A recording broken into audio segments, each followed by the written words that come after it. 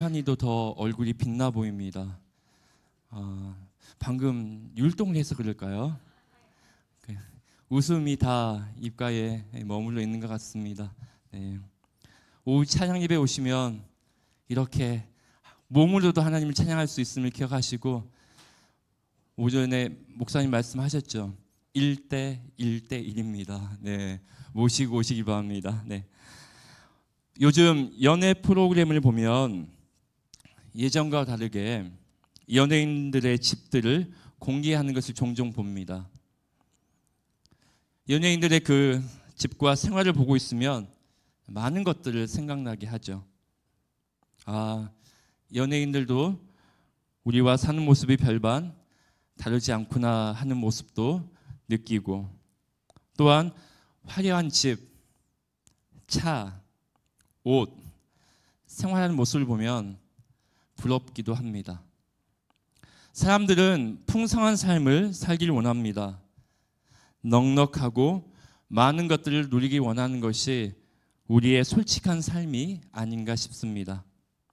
그래서 돈이 많이 있고 또 건강한 삶을 꿈꿉니다.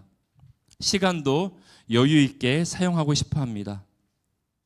반면 부족하고 가난한 삶은 피해갔으면 합니다. 경제적으로 풍족하지 않은 것, 건강하지 않은 것, 시간적 여유가 없는 것, 이러한 삶은 될 수 있으면 겪지 않기를 바라는 마음이 우리 마음 한쪽에 자리하고 있습니다. 이처럼 사람들이 원하는 것은 자기 삶이 뭔가 꽉 찬 것 같은 풍성한 삶을 꿈꿉니다. 오늘 말씀은 우리가 풍성한 삶을 사는 방법을 제시하고 있습니다. 과연 어떤 것이 우리의 삶을 풍성하게 하는지 오늘 본문 말씀을 중심으로 살펴보겠습니다. 먼저 오늘 본문 이전의 말씀을 간략하게 정리합니다. 이스라엘 백성들은 신의 산기슭에 자리를 잡았습니다. 여러분, 상상을 해보면서 말씀을 들어보시길 바랍니다. 그리고 하나님은 모세에게 말씀하셨습니다. 오늘과 내일 이스라엘 백성들을 성결하게 하여라. 이스라엘 백성들의 옷을 빨아입고서 셋째 날을 맞이할 준비를 하게 하여라. 이 셋째 날에 나 여호와가 온 땅이, 온 백성이 보는 가운데서 신의 산에 내려가겠다라고 말씀하셨습니다. 그 3일 동안 이스라엘 백성들은 신의 산에 올라가서는 안 되었습니다. 모세가 정해놓은 그 경계선을 넘어서도 안 되었습니다. 그뿐만 아니라 여인을 가까이 해서도 안 되었습니다. 모세는 이러한 금지 명령을 위반한 이들은 죽임을 당할 것이라고 엄히 일렀습니다. 마침내 셋째 날 아침이 밝았습니다. 평소와 다른 모습이었습니다. 우레와 번개가 빽빽한 구름이 산 위에 있었습니다. 나팔 소리가 크게 들렸습니다. 신의 산에는 연기가 자욱했습니다. 하나님이 신의 산 위에 임하셨습니다. 하나님의 임재입니다. 만약 여러분이 신의 산 그 현장 앞에 있다고 상상해 보시기 바랍니다. 어떤 분위기가 느껴지십니까? 우레와 번개, 자욱한 안개, 나팔 소리가 울려 퍼지는 그 신의 산 앞에 여러분이 앞에 서 있습니다. 어떤 분들은 무서워서 이렇게 심장이 쫄깃해서 벌벌 떠는 사람도 있을 것이고, 어떤 사람들은 그래, 이건 찍어놔야 돼, 스마트폰을 들이대는 사람도 있을 것입니다. 또 어떤 사람들은 그러든지 말든지 아무 관심을 두지 않는 사람도 있을 것입니다. 하나님과의 언약을 앞두고 신의 산 주변은 장엄했습니다. 그리고 아마 이스라엘 백성들의 마음도 엄숙하지 않았을까 생각됩니다. 실제로 시내산 위에 임재하신 하나님을 보며 이스라엘 백성들은 떨었다라는 것을 말씀하고 있습니다. 이스라엘 백성들 앞에 장엄한 광경이 펼쳐진 상황은 꼭 우리에게 이렇게 말씀하시는 것 같습니다. 하나님 말씀 앞에 두렵고 떨림으로 서 있으라. 그 하나님 말씀 앞에 너희가 취해야 할 태도는 두려움과 떨림이다라고 꼭 말씀하시는 것 같습니다. 그러면서 가만히 저를 생각해 보았습니다. 과연 나는 하나님의 임재 앞에서 이런 엄숙한 마음이 있는가? 과연 나는 하나님 말씀 앞에 두렵고 떨림이 있는가? 혹시 나는 하나님의 임재하심을 가볍게 여기고 있지는 않는가? 여러분 어떻습니까? 이 시간 소망합니다. 우리가 하나님 말씀 앞에 두렵고 떨림으로 서 있기를 소망합니다. 아마 권사님, 장로님 기억하실 것입니다. 예전에 성경책 위에 물건이라도 올려놓으면 부모님들 어떻게 했습니까? 야단 맞았습니다. 하나님의 말씀을 정말 귀하게 여겼던 거죠. 물론 이 책에는 힘이 없지만 이 책 안에 있는 하나님의 말씀은 힘이 있다는 거죠. 날마다 우리가 말씀 앞에 두렵고 떨리는 마음으로 서 있어야 할 줄 믿습니다. 그렇게 하나님은 시내산 꼭대기에 임하셨습니다. 그리고 하나님은 모세를 산 위로 부르셨습니다. 그 후에 모세에게 다시 한번 말씀하십니다. 아론과 함께 산으로 올라오라.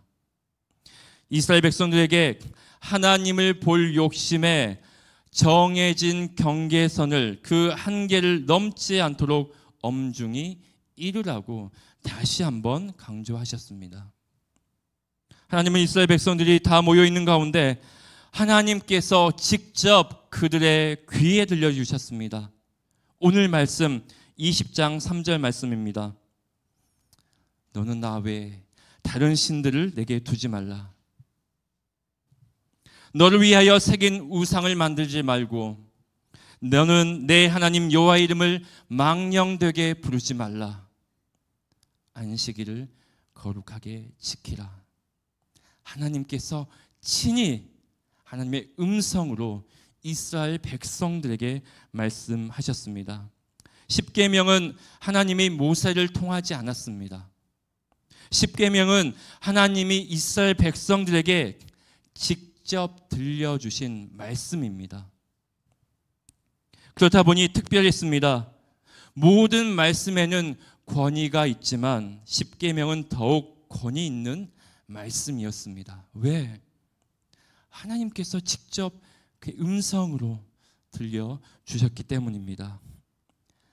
십계명을 히브리어로 하면 아살레트 하트 바림, 10개의 말씀들이라는 뜻입니다. 이 용어는 오늘 본문에서는 사용되지 않습니다.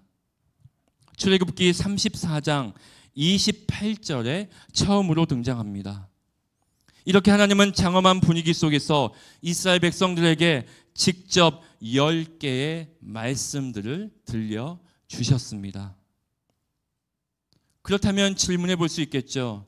하나님은 왜 이스라엘 백성들에게 십계명을 주셨던 것일까요? 왜? 하나님은 왜 십계명을 주신 것일까? 그 이유는 이스라엘 백성들에게 너에게 주어진 자유를 더욱 굳건하게 하기 위해서였습니다. 지금 너희 안에 있는 그 자유 없애버리지 말고 잃지 말고 굳건하게 하기 위해서 십계명을 주신 것입니다. 이스라엘 백성들은 애굽으로부터 자유를 얻었습니다. 애굽의 속박으로 풀려났죠.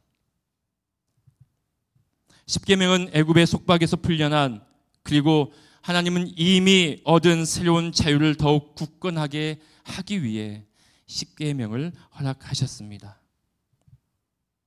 우리는 언뜻 이렇게 생각합니다. 뭐야, 계명이 있으면, 뭔가 지켜야 할 조건이 있으면 우리가 거기 안에 또 속박되는 거 아니야? 말씀을 지켜야 될 거 아니야? 그 안에 또 우리가 갇히게 되는 거 아니야? 라고 되물을 수 있습니다. 하지만 하나님은 십계명을 통해서 이스라엘 백성들 애굽에서와 같이 다시 어떤 속박의 개념으로 십계명을 주신 것이 아닙니다. 이스라엘 백성들을 새로운 속박으로 끌어들이는 것이 아니었습니다. 만약에 어떤 사람이 여러분에게 질문합니다. 넌 왜 교회 다니는 거야? 내가 보니까 교회 다니면 자기 마음대로 살지 못하는 것 같던데 왜 교회 다니는 거야? 라고 묻는다면 여러분은 무엇이라고 대답하시겠습니까? 교회 가면 하나님의 뜻대로 성경 말씀대로 살아야 한다고 말하는 것 같은데 그런데 왜 교회 다니는 거냐고 묻습니다. 한슬자매, 왜 교회 다닙니까? 오늘 율동을 너무 잘해서 질문을 던졌습니다. 네. 자매에게 왜 교회 다녀요? 라고 묻는다면 뭐라고 대답하시겠습니까? 여러분은 어떻습니까? 교회에 다니지 않는 사람들은 우리가 하나님의 말씀을 따라 사는 모습이 오히려 속박당하고 있다고 생각합니다. 근데 여러분 정말 그렇습니까? 우리가 하나님 말씀에 속박당하고 있습니까?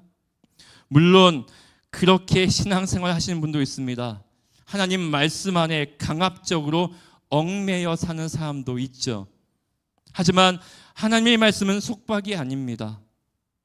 하나님의 말씀은 자유입니다.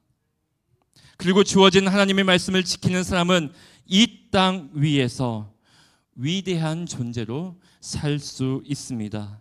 그것이 바로 풍성한 삶입니다. 위대한 자로 이 땅을 사는 것이 바로 풍성한 삶이라는 것이죠. 시편 8편 4절 5절 말씀을 봅니다. 제가 읽어드리겠습니다. 사람이 무엇이기에 주께서 그를 생각하시며 인자가 무엇이기에 주께서 그를 돌보시나이까. 그를 하나님보다 조금 못하게 하시고 영화와 존귀로 관을 씌우셨나이다. 아멘. 시편 8편 말씀을 보면 우리는 누구보다 조금 못하다고요? 하나님보다 조금 못하다라고 말씀합니다.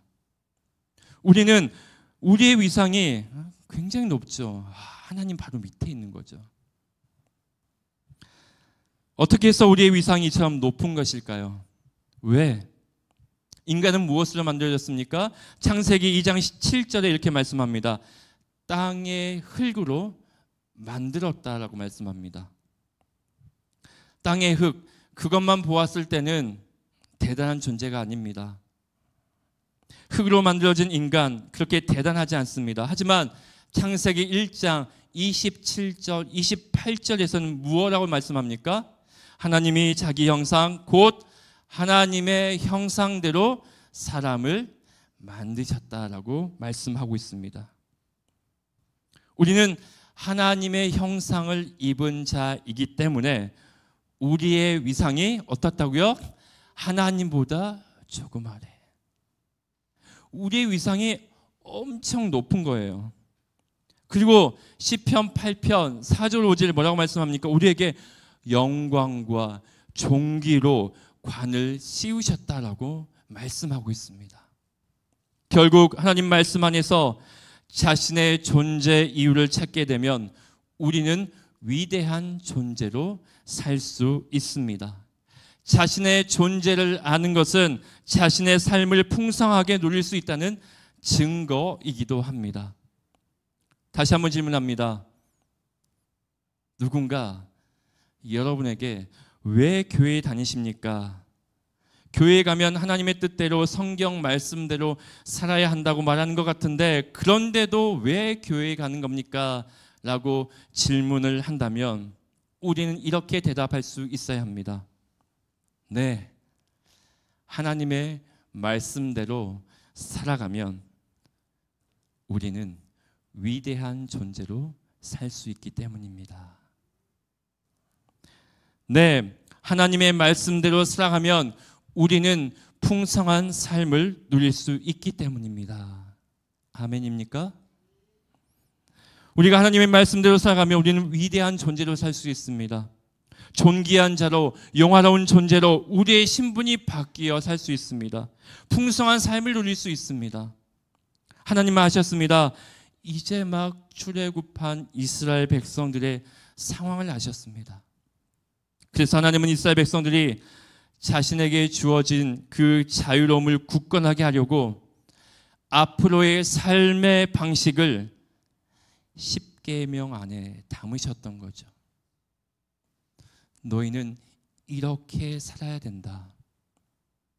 내가 간섭한 것이 아니라 속박한 것이 아니라 이렇게 살면 하나님의 위대한 자녀로 살 수 있고 이렇게 살면 풍성한 삶을 누릴 수 있다라고 말씀하시는 것입니다.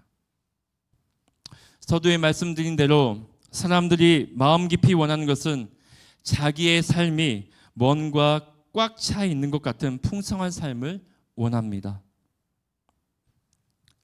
그럼 어떻게 하면 우리는 풍성한 삶을 살 수 있을까요? 하나님의 말씀대로 사는 것은 분명한 거고, 또한 우리는 하나님과의 관계를 맺을 때 풍성한 삶을 살 수 있습니다. 10계명의 핵심이라고 하는 것은 바로 관계입니다. 이 점은 예수님이 아주 쉽게 요약해 주셨습니다. 마태복음 22장 37절에서 40절 말씀입니다. 예수께서 이르시되 내 마음을 다하고 목숨을 다하고 뜻을 다하여 주 너의 하나님을 사랑하라 하셨으니 이것이 크고 첫째 되는 계명이요 둘째도 그와 같으니 내 이웃을 내 자신같이 사랑하라 하셨으니 이 두 계명이 온 율법과 선지자의 강령이니라. 아멘. 너무나 잘 알고 있는 말씀이죠. 예수님은 10계명을 하나님 사랑과 이웃 사랑으로 요약해 주셨습니다. 10계명의 첫 번째 계명에서 네 번째 계명은 하나님과의 관계에서의 사랑이죠. 그 다음에 다섯 번째에서 열 번째 계명은 사람과의 관계에서 사랑으로 나누었습니다. 이처럼 10계명은 하나님과 인간, 그리고 인간과 인간 간의 사랑의 관계입니다. 그 중에서 오늘 본문 하나님과의 관계에서 사랑을 말씀하고 있습니다. 하나님과 인간의 사랑에 관한 중요한 단어를 살펴보겠습니다. 한번 눈으로 쭉 보십시오.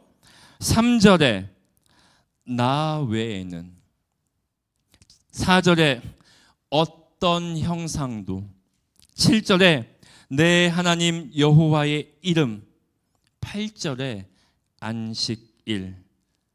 방금 말씀드린 네 가지의 말씀은 사랑의 관계에서 꼭 필요한 말씀입니다. 묵상하다가 이 단어들이 들어왔어요. 하나님은 왜 이렇게 말씀하셨을까? 결국 이 말씀은 관계의 시작을 알리는 말씀이었다는 것입니다. 사람들은 왜 우상을 만들까요?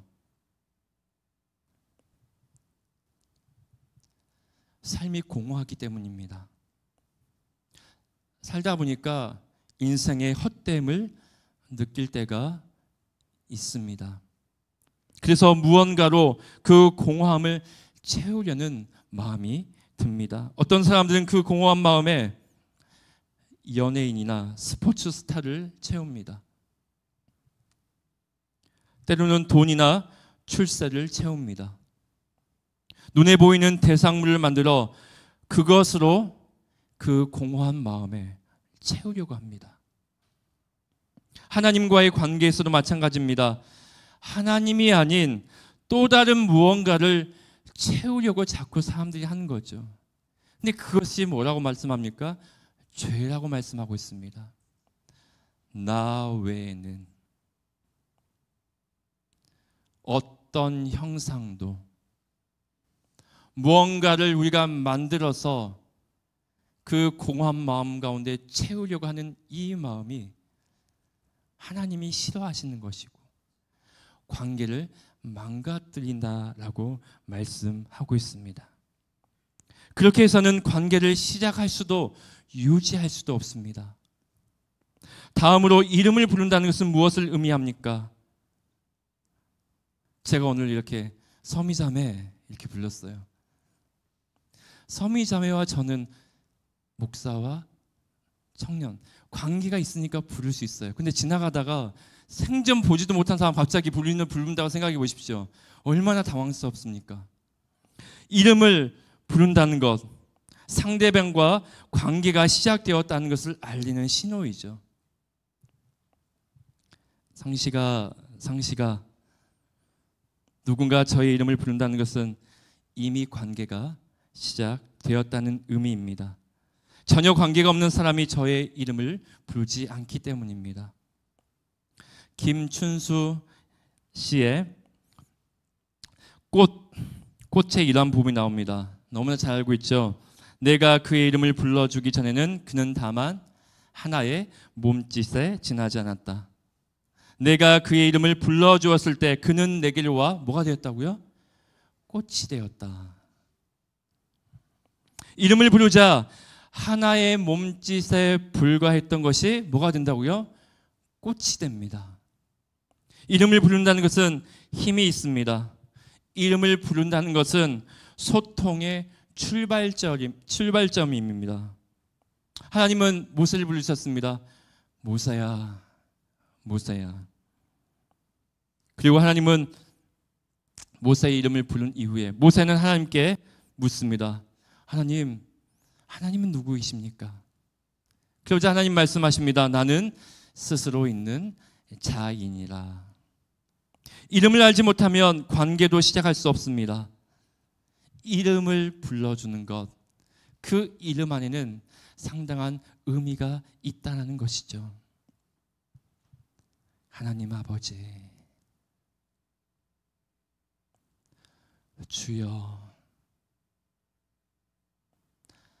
하나님, 성령님, 예수님, 그 이름을 부르는 곳에는 힘과 능력이 있을 줄 믿습니다.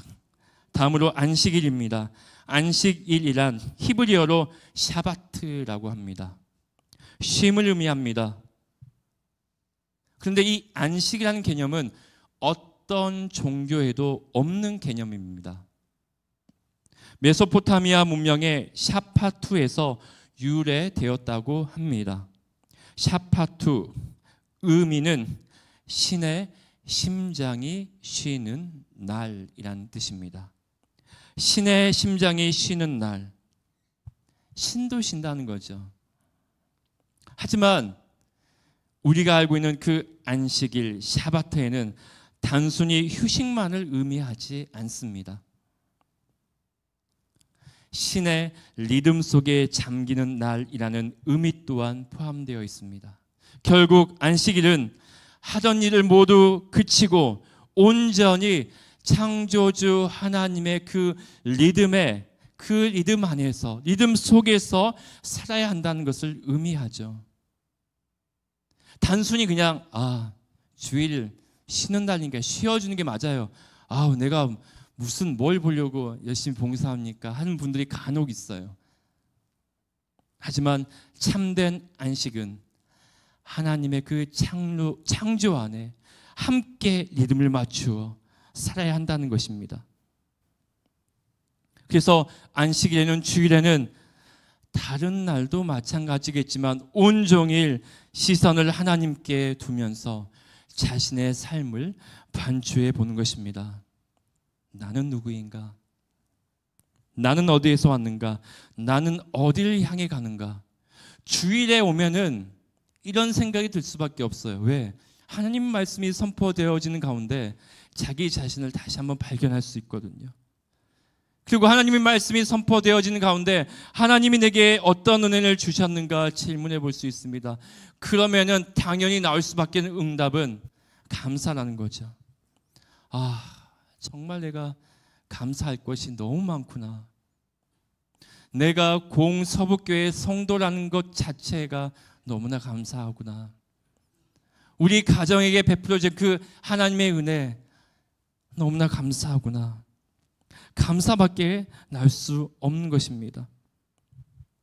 쉴 줄 모르는 사람일수록 자신과 다른 사람들에게 폭력적이라고 합니다.